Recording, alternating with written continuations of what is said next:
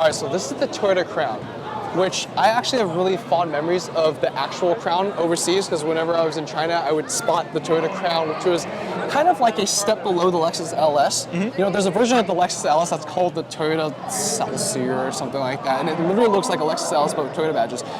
The Crown wasn't that. The Crown was, I believe, a step below. It was rear-wheel drive and stuff. This is not what the Crown is overseas.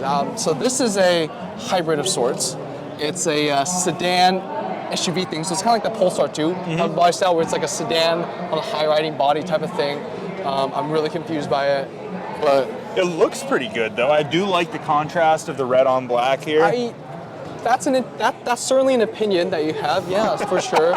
But I'm not sure why it exists. I think the idea was that it's supposed to appeal to the SUV-hungry nature of the US market. But the thing is, though, it has the ground clearance of an SUV. It doesn't quite have the ride position of an SUV, and also it has a sloped roof, so it's going to make ease of getting in and out quite difficult as well. So it's kind of the worst of all worlds, and so I just don't understand any of that either. But and I'm sure they'll sell millions. We'll see. We'll see. And it's only hybrid. Why isn't it an EV? So I thought it was so that they could debut like an EV powertrain, but no idea. That's the Toyota Crown.